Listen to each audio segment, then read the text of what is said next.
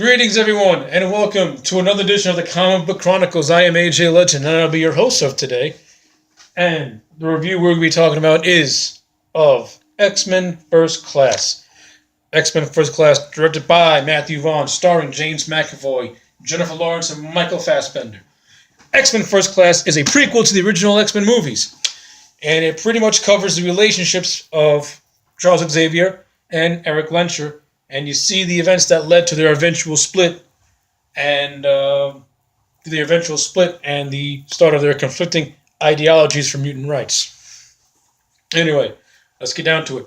First, the pros I like in this movie. I like the fact that it takes place in the '60s. It gives it a fresh feel. It gives it a different vibe, and it uses the '60s and it incorporates like the Cold War of the '60s into its storyline, where the lead villain Sebastian Shaw is pretty much the man responsible for the Cuban Missile Crisis, which I thought was which is a pretty clever way to tie a real life event into the movie itself. Kind of makes it feel authentic in a way. So props up for that little detail. Another pro, the cast. The cast in this movie is spot on. Jennifer Lawrence is really good as Mystique. Michael Fassbender and James McAvoy as Magneto and Professor X kill it. That's the gold standards of this movie. The gold standard of this movie are those two. Every scene they're in, they just steal the scene. When they exchange dialogue with each other, it's hard to take your eyes off those two when they're talking to each other and sharing and exchanging dialogue. Because their conversations, they're so talented as actors, they just suck you in, and you just your eyes. And if you're like a diehard X-Men fan, you know the characters well. You just glued onto the screen, seeing them do their thing, and it's great. Another pro, the directing. Matthew Vaughn's directing is fantastic. Matthew Vaughn is a really good director, having done Kick-Ass and Kingsman.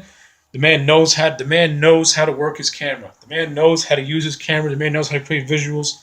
The man knows how to incorporate special effects when needed be. And this movie gets complaints of being effects heavy. It has special effects, but they don't really take you out of the movie. If anything, the special effects are quite well done. There's a number of scenes where the special effects look great, especially in the transformation of Hank McCoy into Beast. You don't fully see it. They don't do it like the Wolfman, where you see him do everything. They show flashes. And it's kept hidden. It kind of looks like a horror movie, so that in that aspect, it's really good directing.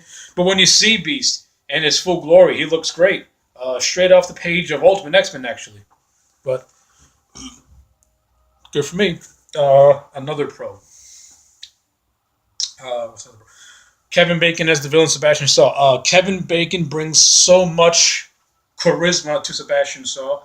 If any other actor played Sebastian Shaw, then Sebastian Shaw would not be as memorable as he is with Kevin Bacon, because Kevin Bacon, he just brings that his natural charm to it, and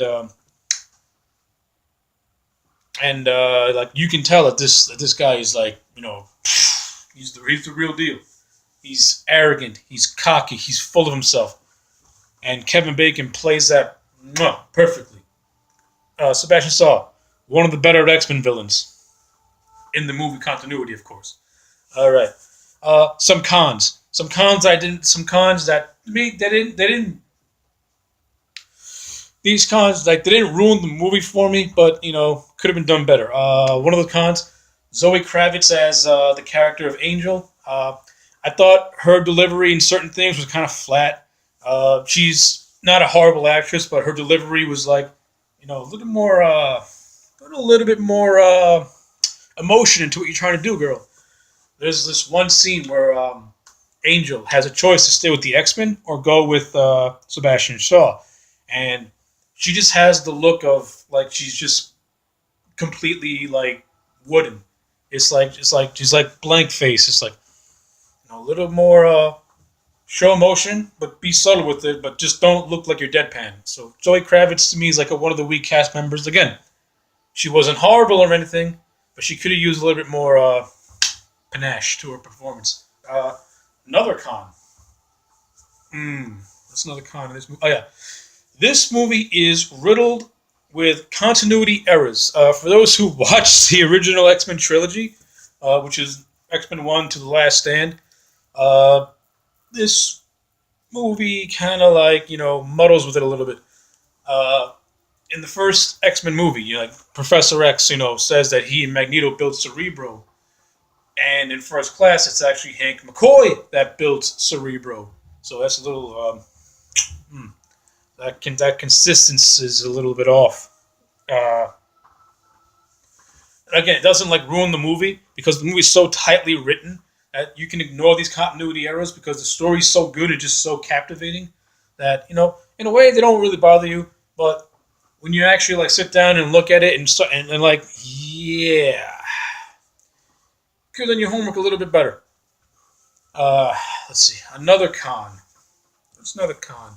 Oh yeah, January Jones as Emma Frost. Now, January Jones, good actress, but again, like Zoe Kravitz, she was just flaky. January was just so flaky, too subservient. Again, felt wooden. She was like kind of wooden in some areas, and it's it wasn't a bad. She wasn't horrible, but again, like Zoe Kravitz, show a little bit more emotion.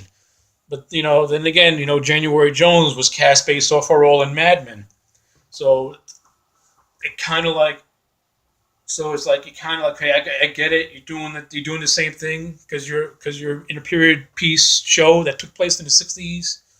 This movie takes place in the '60s, but have more of the Emma Frost character.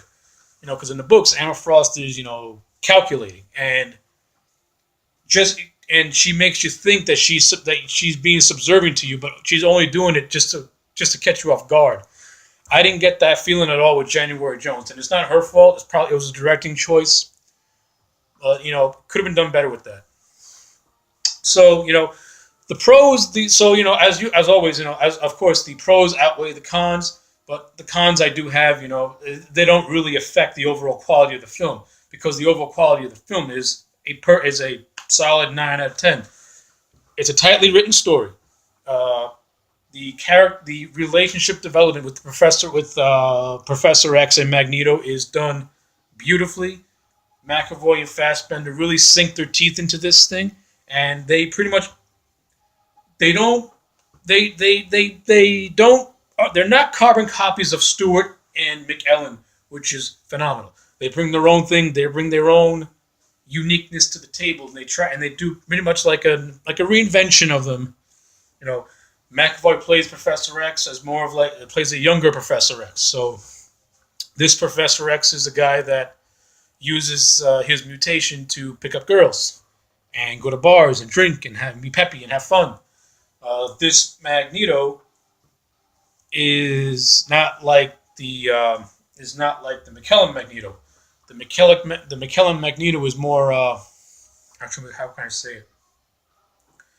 More calculating, and is more and is not going to make like these mistakes. But Fassbender's Magneto, he's pretty much built on pure rage and revenge against Sebastian Shaw, who, who in the beginning of the movie, and this is another thing I like about the movie. The beginning of the movie pretty much is the same beginning of the first X-Men movie, but you see what happens after Magneto brings down the gate, which is phenomenal, which is great, because that's where the continuity is good, and it expands upon it, which is even better. You find out, of course, Sebastian Shaw was going under the guise of a Nazi called Klaus Schmidt, like a Nazi scientist, who was pretty much trying to get Eric Lancher, Magneto, to use his mutant powers, but Magneto's only a kid. He doesn't know.